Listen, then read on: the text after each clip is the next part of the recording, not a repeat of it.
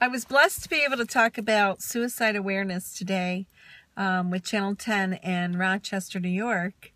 But the timing, we didn't have enough time to really get into the depth of things. But I just wanted to let you all know, as I've been doing research, did you realize that 1 in 5 of us will have a suffer from a mental illness in our lifetime? And that in the state of New York, between the ages of 15 and 34, suicide ranks number 2 in the cause of deaths. So it's pretty serious. She had asked me to share a little bit about Brennan, and most of you know just how awesome he was, but that he was struggling and suffering, and really the fear of his friends knowing just how bad it was, the fear of his parents knowing. He didn't think his father was going to ever understand, or he didn't want to put that weight on me. It still is mind-boggling. And I use the scenario of, if as a society or a congregation or a nation, however you want to put it, if I were to have cancer and I'm in bed because of chemotherapy, I am sure that my congregation would come out in droves with a list of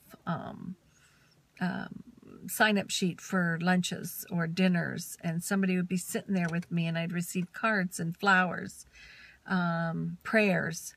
But if I were to be laying in bed where I couldn't get my head up and I just could not get myself going because of a mental illness or because of severe depression, I can't say that any congregation is going to jump and have a sign-up sheet. And it's just the way society is. Are they going to sit next to me and hold my hand and show me the love, or are they going to kind of keep a distance because they don't know what to say?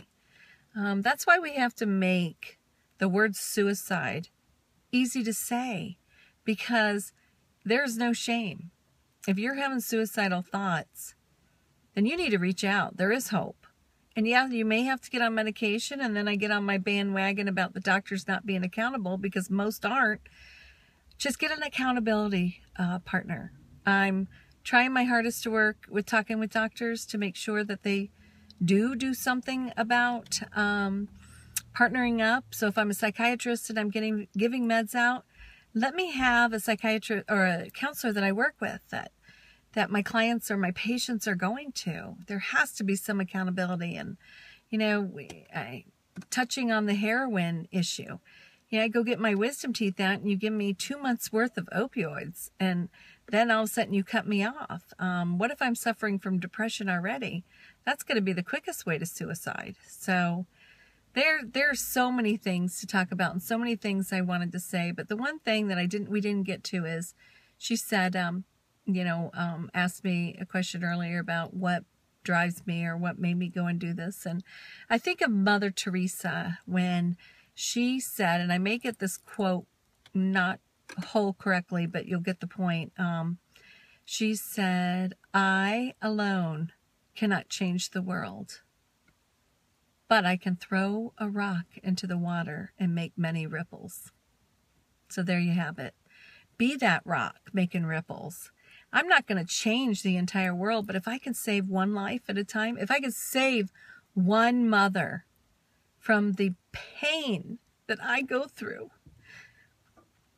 from the guilt of not feeling like I did enough, from just wondering what his last thoughts were, and knowing that he just was in such a dark spot that he writes, "The more I pray, the further from God I feel." How deep in the darkness was he? And as many people tell you that have survived suicide, they have said, "I did not want to die. I just couldn't take the pain anymore." And that's what Brennan was doing. He didn't want to die. He was such a great kid. Ask anybody, he would give and give and give. And they say people who are struggling the most and in pain often are the big givers, because they don't want other people to hurt like them. But if you're a parent out there and your child's going to be going to college, I'm going to beg of you to sit down and talk with them and talk about the fact that they should utilize the counselor's department, that they need to step up if they see somebody else that's hurting, and go with your gut feeling. If you feel like something's not right, if they're losing weight rapidly, they're agitated, whatever the fact may be, don't write it off to college life. And remember, they're only 18. They're still our babies. They're getting thrown into this whole different world. Anyway, those are just some things that I wanted to share. Today is the day that Brennan graduated in 2013, and today is the day that I reached out publicly and asked people to make the word suicide more approachable.